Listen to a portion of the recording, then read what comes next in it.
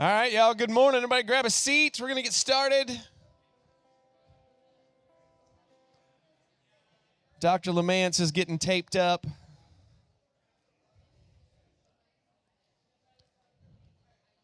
Real fast. Shh. Students, real fast. We need 4 workers for the concession stand on Saturday. I don't have anybody signed up for this coming Saturday. So there's the 9 to 12 shift and the 12 to 3 shift.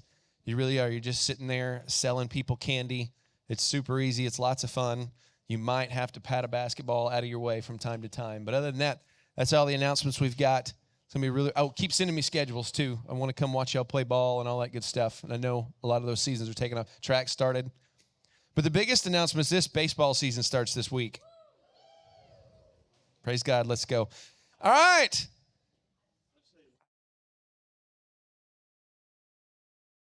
Why'd you kill him? There we go. Yeah. I learned a new word for you today, Ed. I'm proud to announce the resplendent Dr. Ed Laymance. Resplendent? Resplendent. That means brilliant. Okay, because I didn't know whether to be offended or not. Yeah, that's fair. So. Okay. All right. Well, glad you guys are here for part 2. So a few things as we get started. If you missed part 1, I think there's some copies available. And there will be digital copies made available to you. And I know they're videotaping, and so that'll be made available at another time as well. So now, if you didn't get a writing utensil coming in, if you have one on your person, that would be great, because I'm going to have a little exercise that you'll need to write with. That's not about you got to take notes. It's about we're going to do something. So if you need a writing utensil, they should have some in the back if you don't have one. So that's just an FYI as we get started, all right? Now, like last week, who wasn't here last week, by the way? How many we got? Okay, got several new folks. So I'm going to take a few minutes to review last week, but one of the things that you'll notice from last week, for those of you that are new, there's way more information that we're going to get to today than I got to last week. That's designed for you guys to spend time in the next couple of weeks in small group, doing the deep dive in Scripture, looking at things, processing information. So what I'm doing with my teaching is hitting high points, and that's just it. So I know that that'll frustrate some of you, and the rest of you go, yay! So whichever your category you happen to follow into. Okay? So there's more than we can get to in one sitting. So now, why do I call this Finding Your Laughing Place? Jesus said in John 10:10, I've come that you might have life and live it to the full. That was the thing that got my attention as a teenager. Wait, what a minute? Wait, what? It's not just heaven one day, that he desires for me to experience meaning, purpose, reason to be in these days.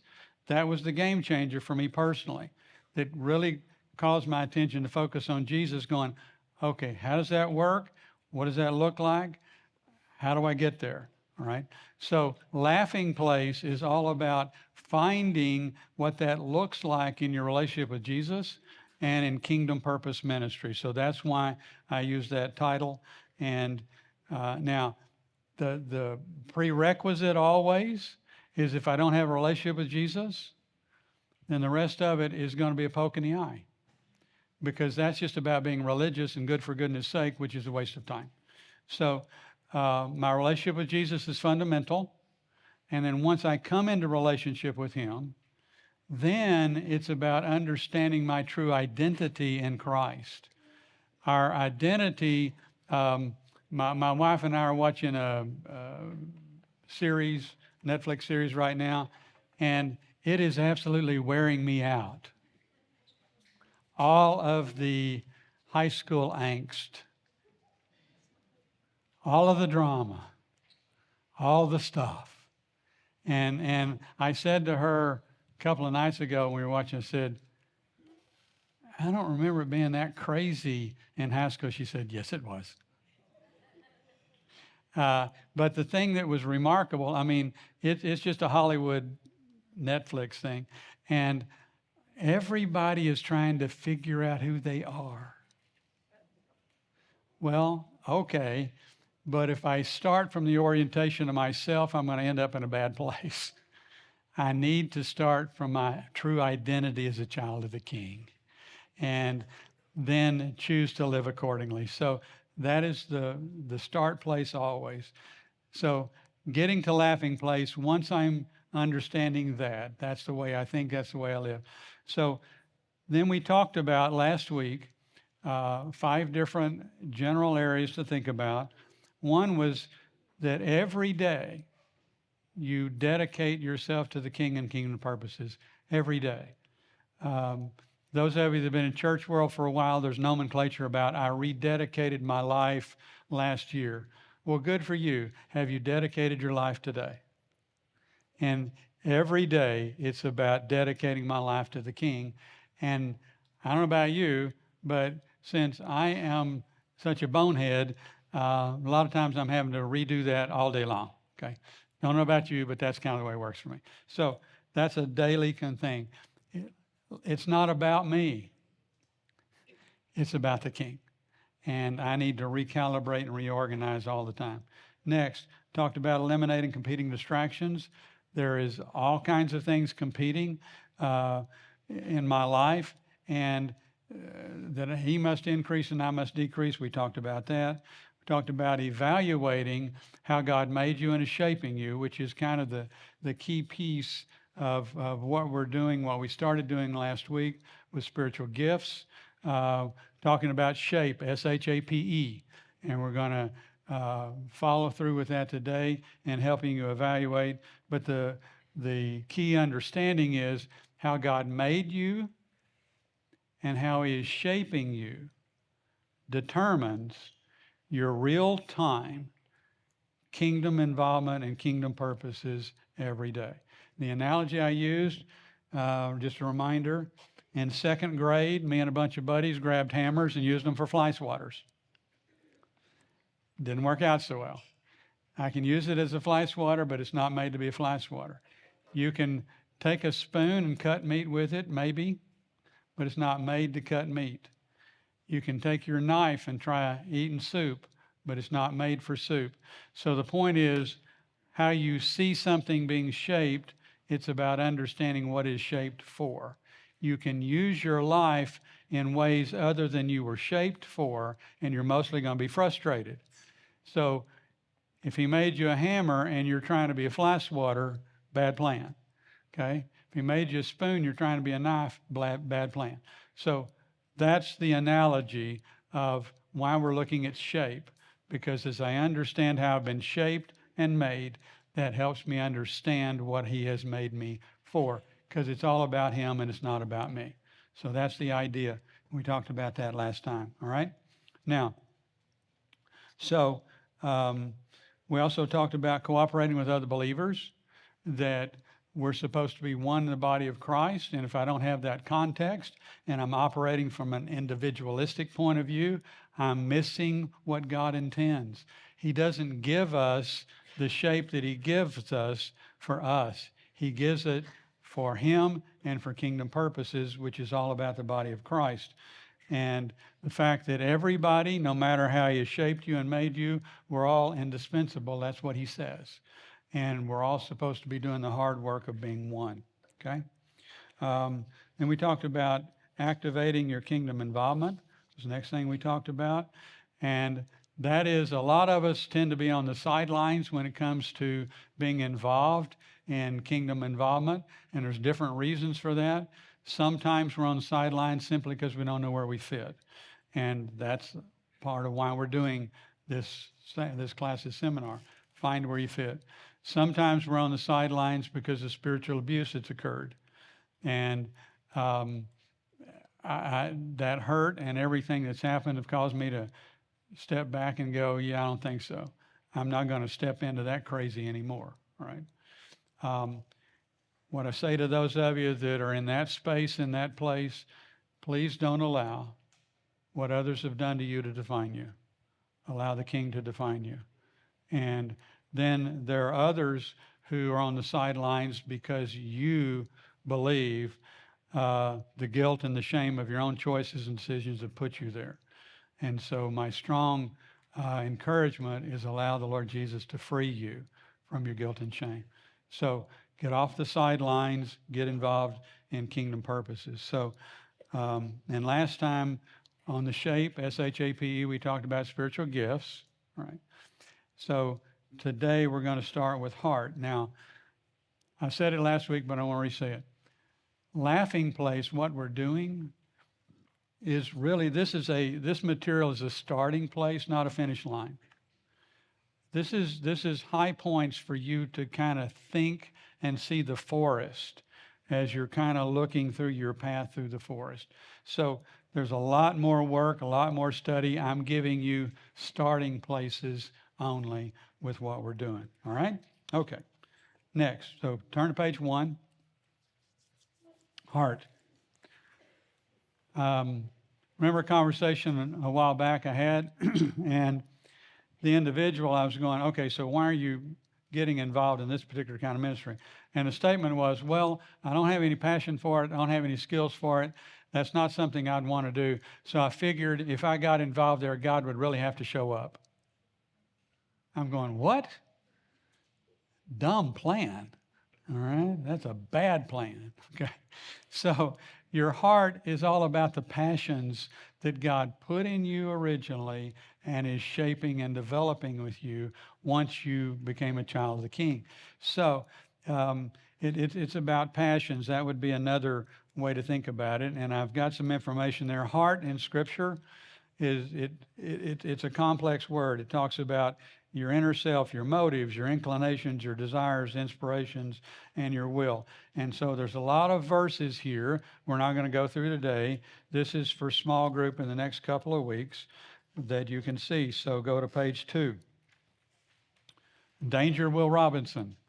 I enjoyed the 1960s Lost in Space. Now, yes, I've seen the other ones since then, but back then in the 60s, there was this big round robot that had these arms. And so anytime Will Robinson would be about to make a stupid choice or getting, danger, Will Robinson, danger. Okay. Well, the Holy Spirit doesn't do it like that to me, but often he's going, danger, Ed Laymance, danger. And the danger point is when my motives for the King get mixed with my own motives. And that easily happens, so much so that we're not paying attention. And mixed motives do not accomplish kingdom purposes.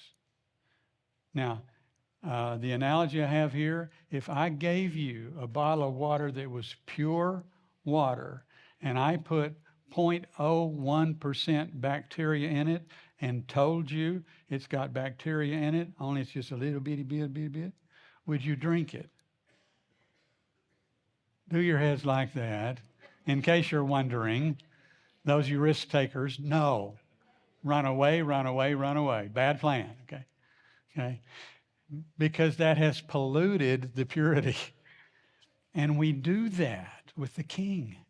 We pollute the purity of what God intends with our own thoughts and feelings and attitudes. Now, that doesn't mean be sinless. They ain't happening this side of heaven. What that means is I've got to pay attention to it. Danger, Ed Laymance.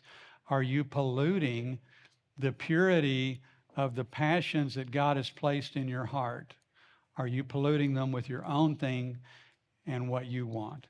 So that's important. And one of the things that you can sit with in group next couple of weeks, I have James 3:13 through 4:10 there at the bottom of that page and the top of the next page.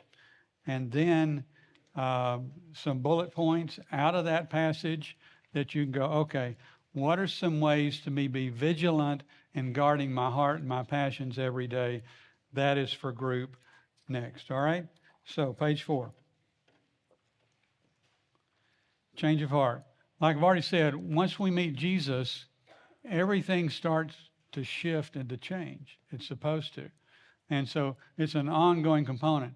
What he does is he takes the passions that he placed in our heart originally, and he shapes and he grows them for kingdom purposes. So that's the way it's supposed to work. So look there at the middle of the page under the verse about new creation. You find yourself drawn to different kinds of ministries.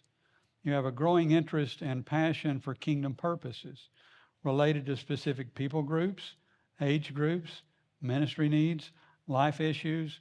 So what happens is you find that God is moving you in your passions kind of shift. So let me illustrate this way.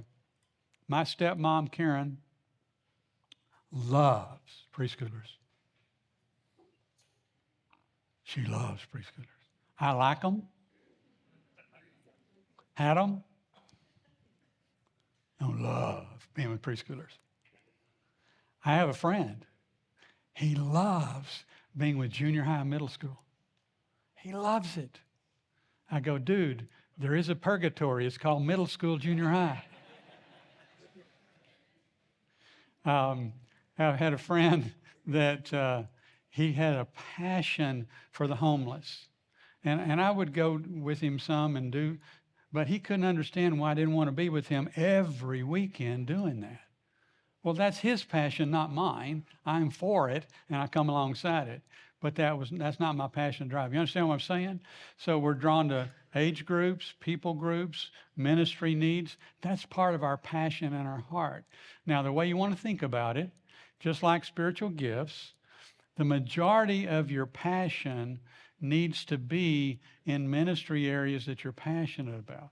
Majority of it. But because we're family, stuff needs to get done.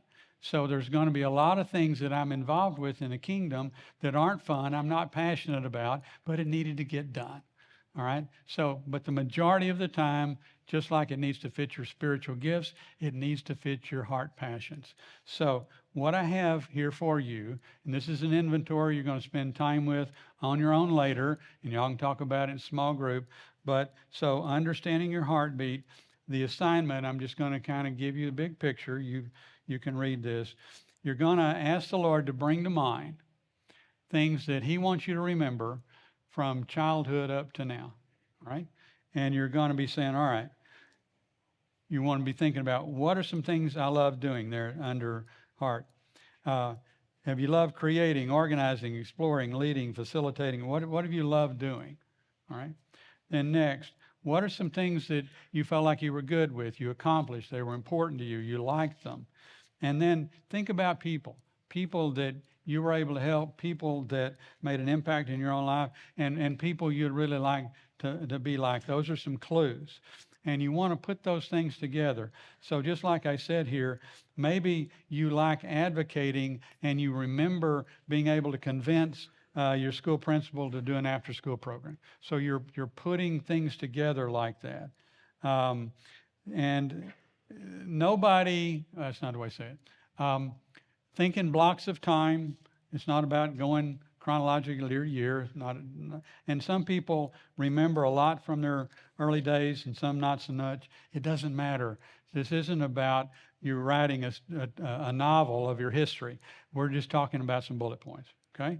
So on page 5 and 6, things remembered.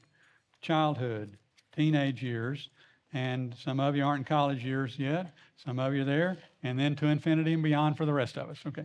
So just kind of where you just, what you got there, and you're just putting them down. Now, page 7. I love to, and this is a real small list, 24 things, starter list. I love to do these things. And some other words are going to come to mind, put them in there. This is just a starter kit, all right? So what you're going to do is you're going to take things remembered and I love and put them together. So I've given you some examples there. And because there's going to be a lot of things that you love, after you've kind of done that, go, okay, what are maybe the top 3 that you kind of want to boil it down to? There may be some other words, like I said, that you come up with.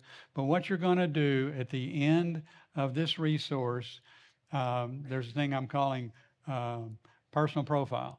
And so at the end of each section, you're going to take what you did, like with this one on heart, and you're going to go over to page 25 or 6 or 7, wherever that is, and that'll be your summary document at the end, just to kind of collect everything so you can look at it, lay it all out together. So that's the idea.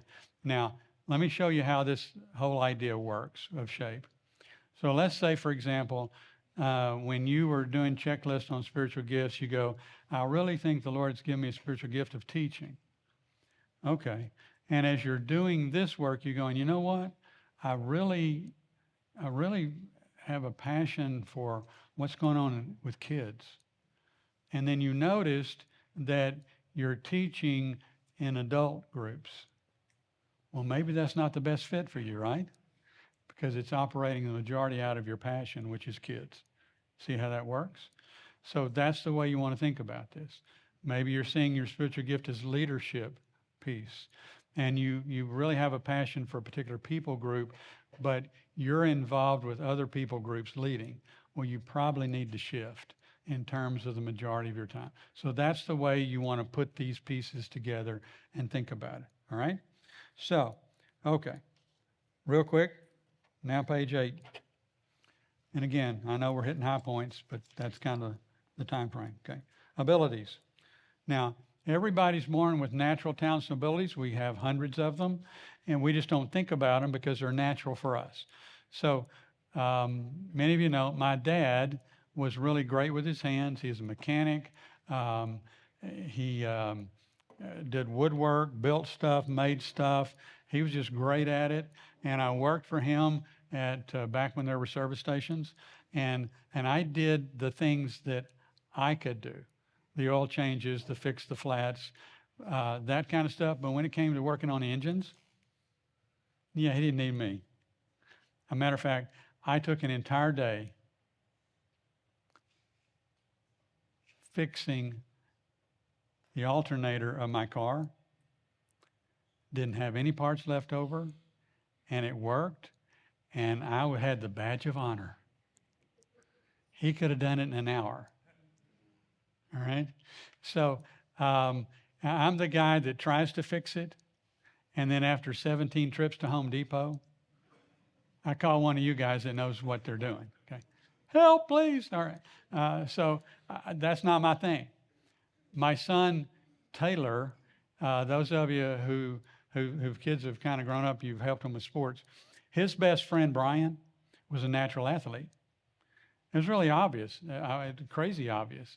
Brian just knew how to throw, hit, run, all that stuff, and Taylor, not so much. That kind of wasn't his thing, but he played. Well, Brian went on to play college ball, all right? Taylor, after about junior high, was other things. 6th grade, LaRue and I get a call from the principal. There's an award ceremony. Taylor's going to get an award. Cool. So we show up, sit through the whole thing. It's the very end, and we're kind of going, wasn't he supposed to get an award? He got an award. And then the principal says, so we have saved the very last award for the last because, and Taylor had participated in this math Olympic thing. She said, because this young man scored in the top 2% in the world. And we look at each other and go, the world? He's adopted. I mean, I did okay in math, but by about 8th grade, I'm going, son, I don't know. Okay. And I told him, I said, you'd make a ton of money tutoring. We did it for a week or two, and he hated it. You know why? He just knows it, and he doesn't understand why you don't just know it. Okay. All right. So we all have natural talents and abilities. All right. Then we have learned skills as well. I learned to play guitar.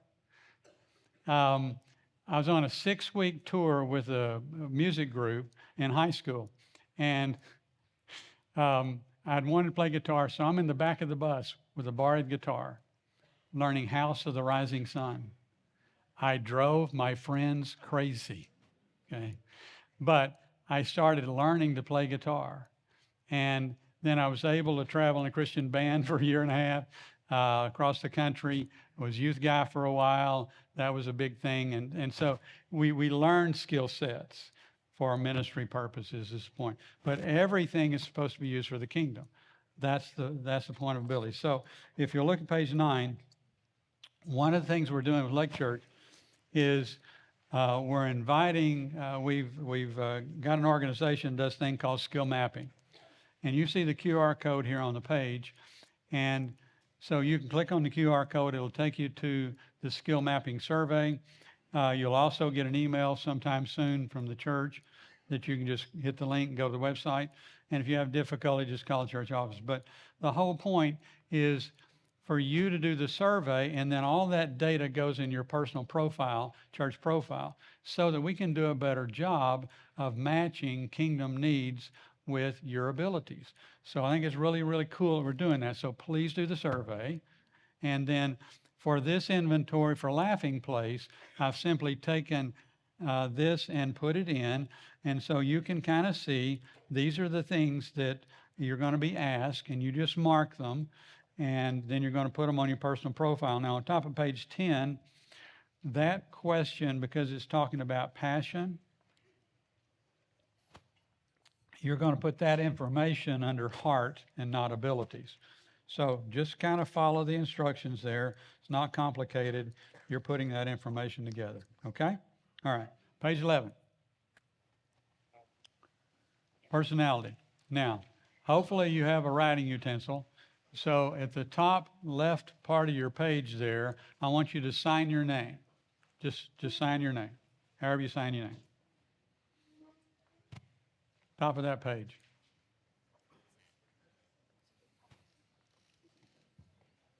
We're on page 11. Just sign your name. All right, got it? Okay. Now, I want you to put that writing utensil in your other hand, and next to it, sign your name.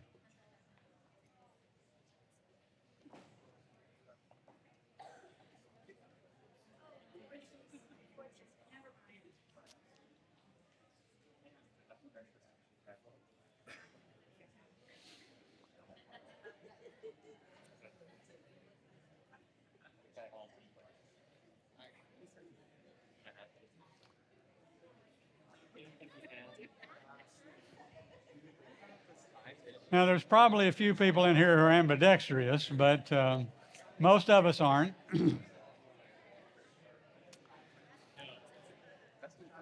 Now, what's interesting, your personality type, the reason I had you do that, your personality type is your handedness.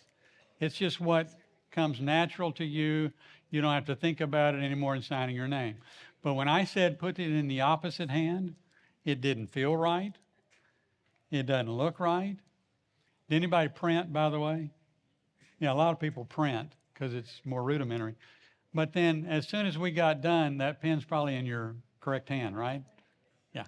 It don't feel right over here. It feels right over here. Okay. So this is about personality type. It's our handedness and what feels right.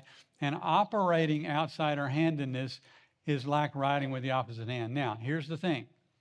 When it comes to personality type and preferences, we must learn to be ambidextrous, all right? We must for kingdom purposes, but you need to understand the power of it. Now, there's lots of inventories that are out there. If you're in business world, you've probably done the DISC. If you're in educational, you've probably done True Colors. There's a Strength Finder. There's the Enneagram. There's all kinds out there. And I suggest that you do several different ones because they all kind of give you a different flavor and a different look at things.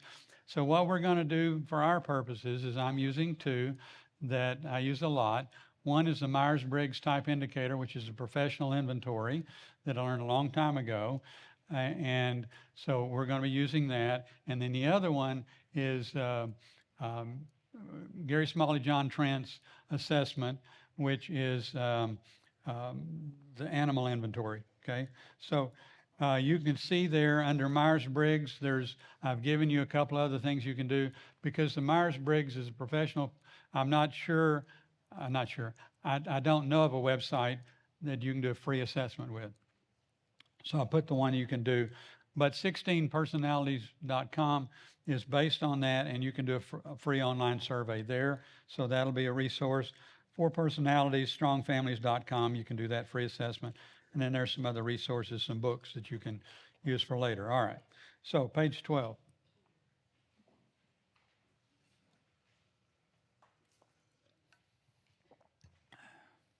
All right. Everybody's unique. Nobody's exactly like anybody else. Personality profiles are around similarities. That's what they're grouped around that. And personality is about how you express yourself. Now, it helps us understand behavior. Why is winning such a big deal for some people and not so much for another? Why is it that some people really want their desk organized, and for others it's organized chaos? Why is it some people really like a lot of time alone and others are looking for interaction? It's your personality preference, your handedness. That's what's driving a lot of that most of the time. Now, historically, Hippocrates, the father of medicine in 307 BC, came up with the first that I'm aware of in terms of personality type inventories. And he had 4 words that are still used today: sanguine, choleric, phlegmatic, and melancholy. You may have heard of those. And now he thought that personality type, as a doctor, was all about biology.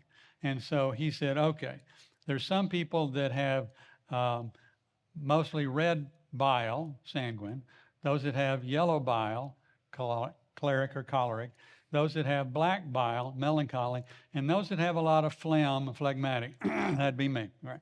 So those are the nomenclature. Now, it's long since lost its attachment to physiology, but that grid, that 4 grid, is used, whether it's disc or whatever it happens to be. A lot use that. So just kind of giving you a lot of history behind it. So, but I like the animals that the Smalley and Trent do: the otter, the lion, the golden retriever, and the beaver. That's a lot more fun and a lot easier to remember. Okay.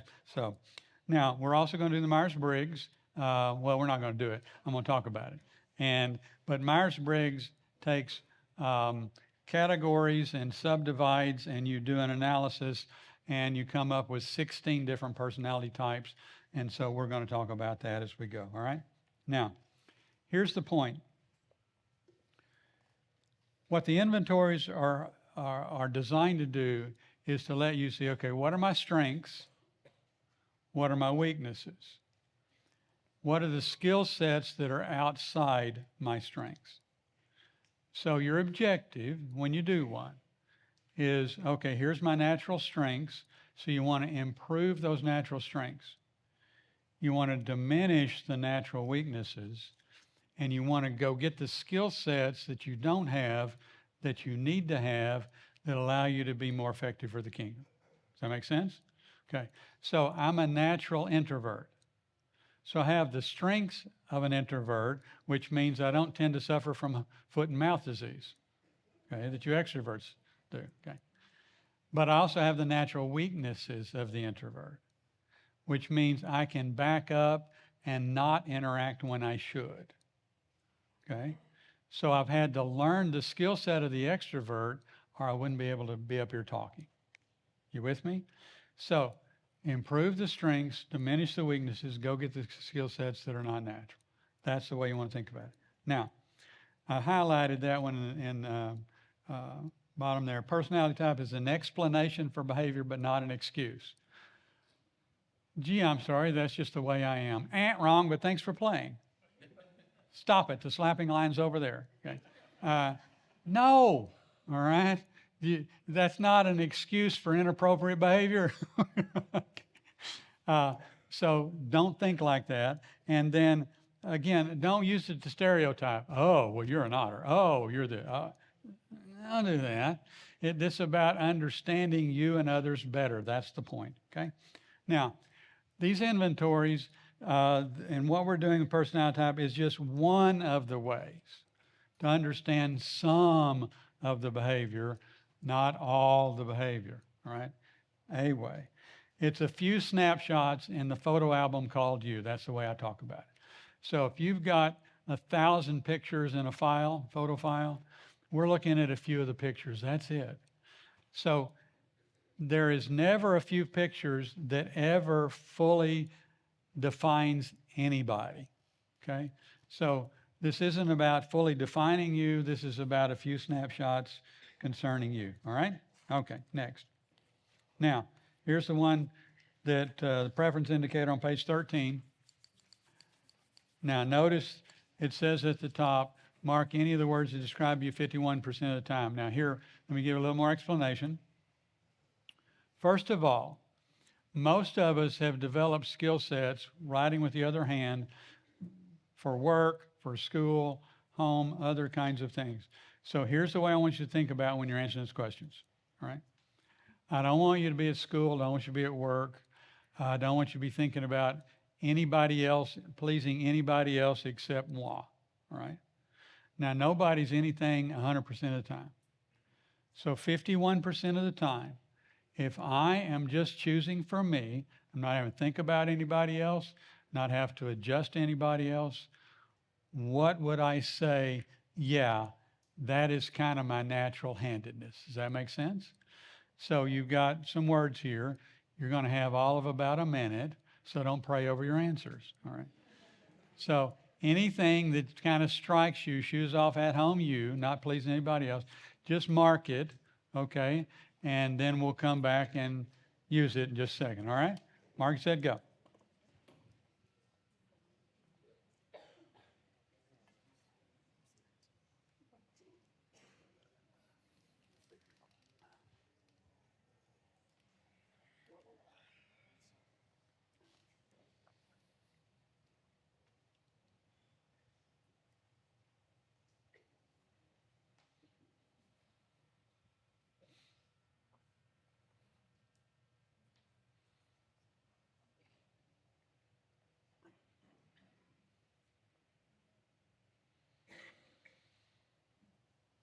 You can mark as many or as few.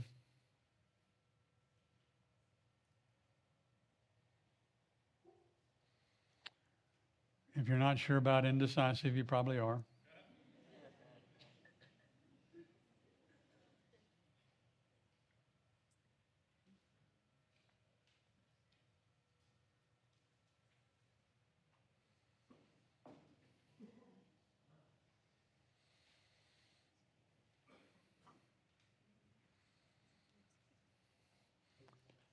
Na, na, na, na, na, na, na.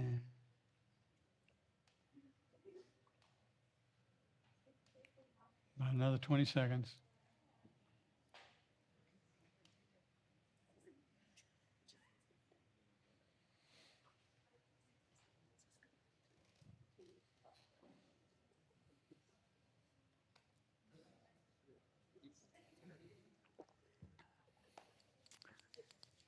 Okay, now I realize that, again, for sake of time, you can come back to this later as we talk about it more. So you'll notice when you're looking at your sheet, okay, you're going to see a white space right here in the middle. So draw a line down that white space in the middle.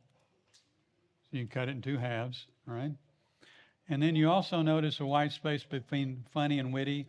Draw a line there so you're making 4 boxes, okay? All right, now count up what you marked in each of those quadrants, put the number in that quadrant.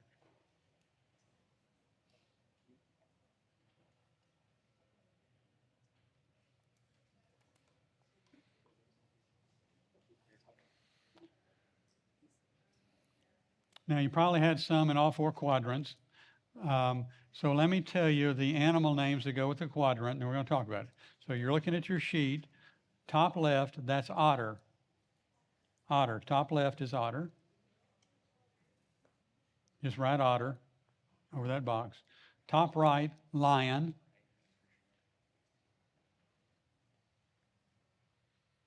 Bottom left, golden retriever.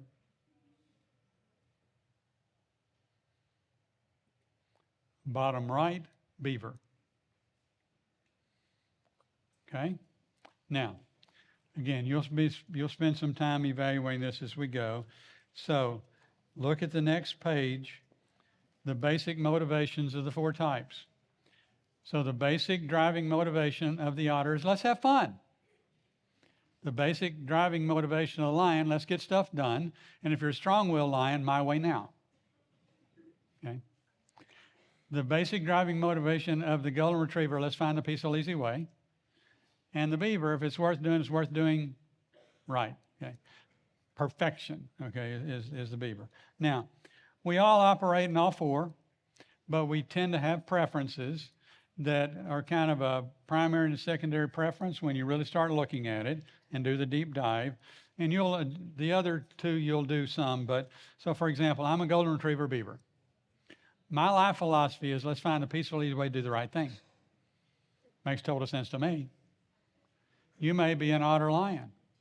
Let's have fun. It'll be fun if you do it my way now. Okay? I had the whole zoo at my house growing up, all right? So, which is typical, all right?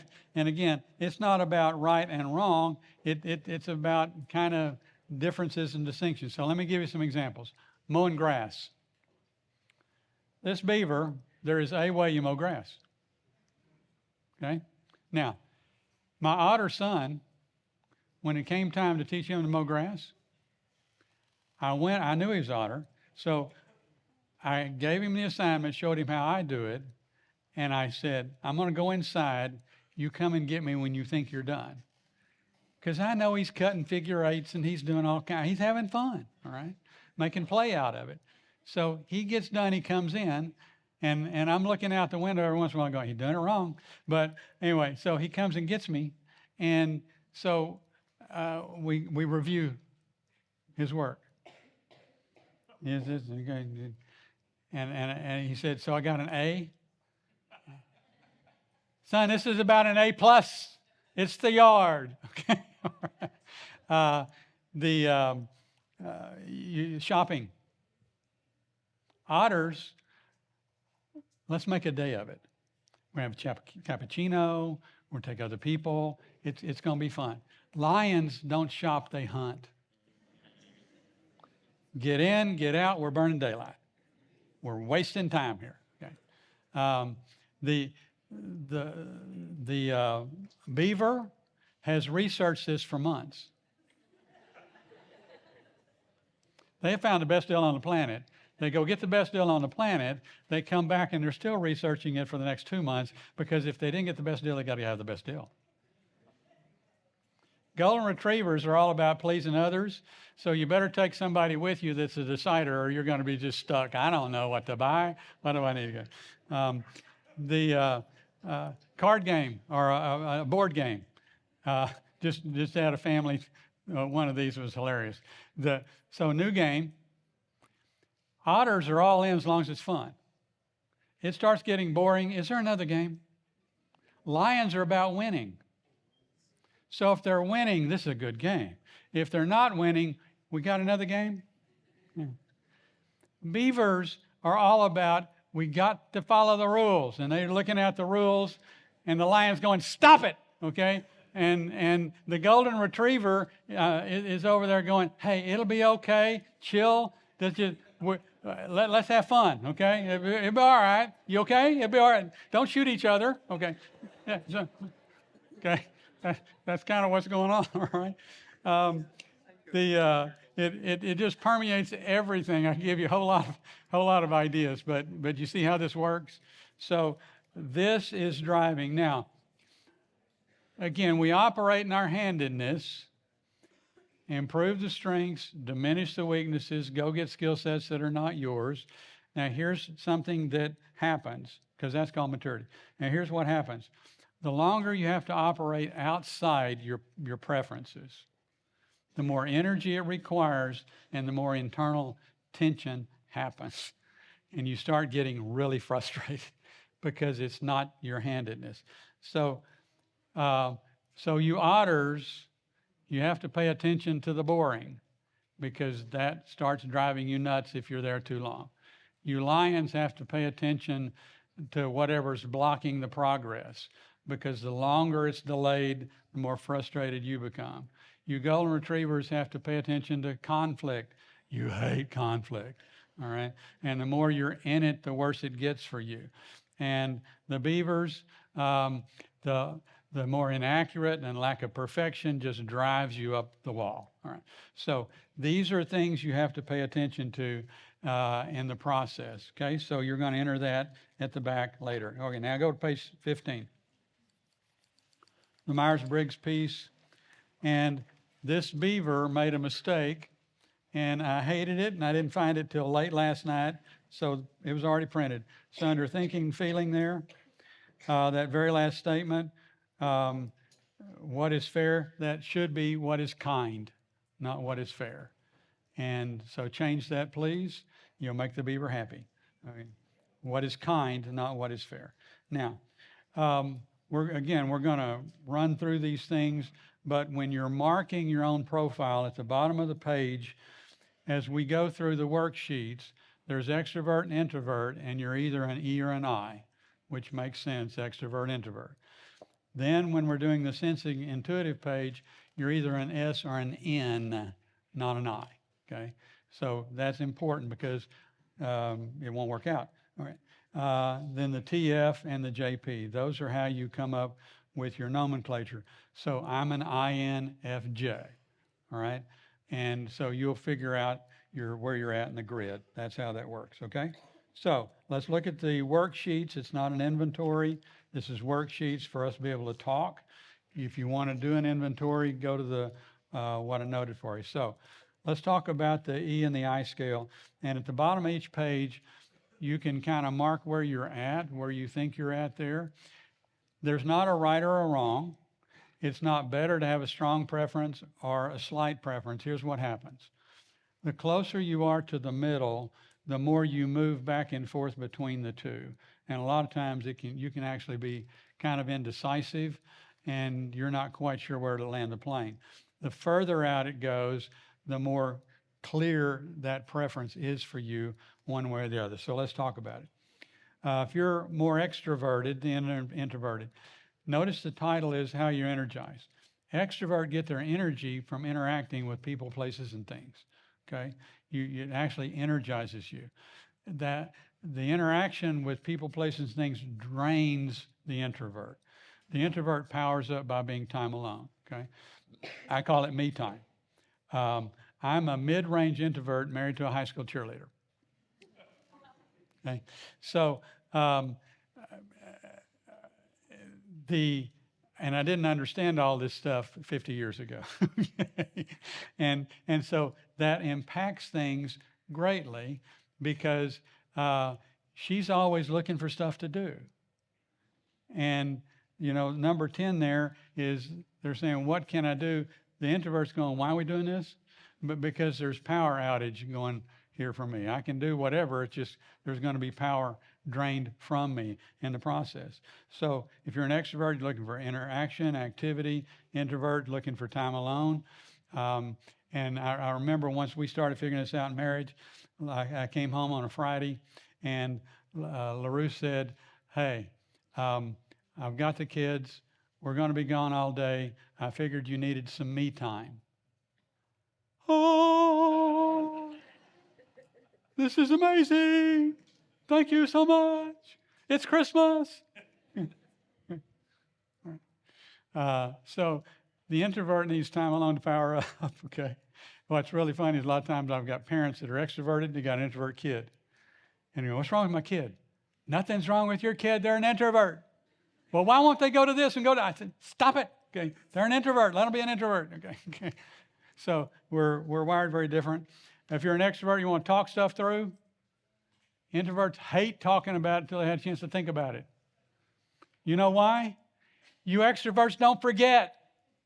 I tried just talking spontaneously, and then you always bring it up. Well, you said, I shouldn't have said a thing. I didn't know what I was thinking yet. I didn't know. That's what happens to the introvert. They hate it. Okay? So this is a really powerful piece. Again, early marriage. I didn't know this, and we're getting ready for bed. And so I'd say, I think I'll get up for a while. LaRue say, what are you going to do? I don't know, read something, watch something. What's wrong? Nothing. So why you got to get up? I don't know. I wasn't getting me time. It's a one-bedroom apartment. Everywhere I go, there she is. I mean, I love her, but come on already. I don't have any me time. Okay? So that's the way this works, all right? You're either an E or an I. Okay. All right, next page. What do you notice most? This is kind of how you understand your world, if you will, all right? So you're either sensing or intuitive. Again, we do both, but you have your preference. So if you're a sensor, your preference is you're very present-oriented. What's real, you're very practical, realistic. Hey, if it's working, if it ain't broke, don't fix it. If you're more intuitive, you're more future-oriented than present-oriented. You're more innovative, let's build a better mousetrap just because. If Orville and Wilbur Wright, the inventors of the first airplane, was one or the other, one would, number 3 here, one would be going, trust me, it'll fly, and the other be going, let me look at those blueprints one more time. Okay, so that's kind of the distinction, because a lot of times the intuitive just has that intuitive sense of things, and the sensor's going, yeah, what are the facts, what are the details, let's look at that. So if you're a sensor, you like standard operating procedure. If you're an intuitive, you like coloring outside the lines and outside the box. Your sensor, okay, what do I see, what are the facts? Intuitive goes with the gut feeling. Sensor, live life as it is. Intuitive likes to change stuff up. One of the key pieces here, especially in school, number 7, if you're a sensor, you can do an assignment just because it got assigned. Now, you don't know what to leave out. So if I'm a teacher and I gave an assignment, write about the solar eclipse. Well, you're kind of going to go, I don't know what to leave out, you know, and as I say, do it in a paragraph and you got 6 pages, okay? The intuitive, unless they're inspired, they're sitting there going, and then if they don't get inspired, they're stuck. But they get inspired, they write you a paragraph. Got it. And you're going, it wasn't long enough. I remember in grad school, one of my professors assigned a paper, and he didn't tell us how long. Well, he didn't tell us he was expecting a minimum of 40 pages. Yeah, 40 pages, minimum. Okay. Because he's one of these sensors, and he figured you need at least 40 pages. Well, this intuitive, if I recall correctly, I did like 35 pages, and I was trying to impress because it was way more data than I thought was necessary. He got angry with the class. He expected 40-page minimum. He didn't tell anybody. Next paper, 100-page minimum. Oh, yeah. Going, okay already. Let's see how much fluff I can stick in there. But so this is what's going on with this, all right? And so here's the thing. If you're a sensor, you do linear progression of thinking. You line stuff up. Okay, there's A. Okay, now B. A, B. Okay, now C. A, B, C. Okay, now D. A, B, C, D. Okay, yeah. If you're an intuitive, you don't do linear progression, you do synthesis of data, which is the hourglass effect. You're kind of looking at it out here, and you kind of go, A, E. Sensor looks at you and go, how'd you get there? I don't know, but it's right. What do you mean you don't know, but it's right? How did you get there? I don't know. Totally different way of processing. And one's not right and the other's wrong. It's really different, okay? All right, so that's a lot about that. Got to move quickly. Next page, 18. How you make decisions. This creates the most conflict in relationships, by the by, this one right here, because of how you're deciding stuff, okay? It's not that thinkers don't feel or feelers don't think. It's about decision making. So if you're a thinking decision maker, you're going, okay, what's fair? What are the rules?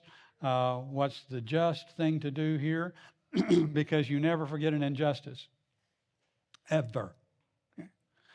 If you're a feeler, you're going, okay, so what's the kind thing to do? What's going to make everybody happy? You never forget an unkindness, all right? And this particular component is so important. If you're a thinking decision maker and you are treating people in your environment in a way that is not kind, they will not respect you. Please hear me. They will not respect you. They may do what you told them, but they will not respect you because you're not kind. Now, for you feelers, when you're interacting with the thinker, they don't want to know how you feel about it. They want to know what you know about it. And if you're not competent with the facts, they will not respect you. Everybody wants to be respected, right? So understand if it's a feeler what they need, if it's a thinker what they need. Otherwise, you're not going to be respected. You will not, okay? If you're a thinker, you tend to see things as black and white. If you're a feeler, you operate out in the gray because you're focused on emotions. Thinkers tend to put emotions at the bottom of the list. Feelers put it at the top of the list. If you're a thinker, you can hurt people's feelings. You didn't even know you hurt them. Because if they had said that to you, it wouldn't have bothered you. But you said it to a feeler and you hurt them, and you didn't know it, okay? Now, number 8 is a real hallmark. More important to be right than liked. If you're a thinker, it's more important to be liked than right if you're a feeler. I'll never forget. I'll never forget a youth camp a long time ago where the speaker was a crowd about this big, and the speaker to try to make a point, he picked out a kid. And he made a point with that kid and embarrassed them in front of the group. And I'm in the back going, and you know what he said after he did that? Y'all may not like me, but you're going to do it the right way. And I go, dude, you just lost your audience. They don't respect you now, and they don't care what you have to say anymore. Okay? So this is massively important, all right? So it's not just your orientation, it's how you're presenting and coming across to others. Pay attention, okay? If you're a thinker, you like to critique and argue. Feelers hate that. So, all right. A lot more we could do. Okay, page 19. JP scale, all right? If you're a J, you like to plan what happens. You're a P, let's see what happens. J's, let's finish one thing. P's are great at starting stuff, not so much at finishing stuff. If you're a J, you really need to feel organized. You're a P, you really need flexibility. So work ethic versus play ethic. Now, number 6 is great. If you're a J, you're a list maker. And if you're a strong J, your list has a list. You mark stuff off of your list because that's a sense of accomplishment. You add stuff to your list that you did that wasn't on the list so you can mark it off. If you're a P, you got a list maybe someplace, but you don't remember where you put it. Okay? Because that's not how you do stuff. That's not how you roll. All right? If you're a J, there's a place for everything put in its place. You're a P, let life happen, stack it. It's not that important. All right. So again, very different orientation. Now, next page, you'll see the 16 grids. So once you've gone through and spent a little more time with it, because I'm just hitting high point, you can find where you are in the grid, and that kind of gives you that profile. All right? Now, because I'm short on time, page 21. Experiences. This is your life experiences up to this point. Now, everybody's kind of a snowflake, not in the political terms, but in how you want to see things, because we're all unique. And so if you're watching it snow, which doesn't happen around here much, but you kind of see larger and smaller flakes. If you catch one in your hand, you can kind of see a little bit more detail. Have you ever seen snowflakes under a microscope? It's awesome. It's awesome. It's crazy, all the detail of a snowflake. So as you're looking at life experiences, you're asking God not just to kind of remind you of the big, it's snowing stuff, but ask him to show your uniquenesses, okay, as you're going through this piece. So these are just some basic questions in terms of your personal relationship with Jesus. Page 22 about family, education, vocation and jobs.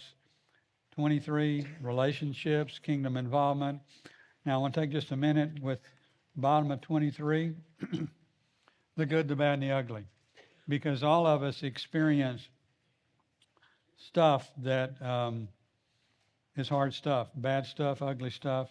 And I've got some information for you here. But here's the thing.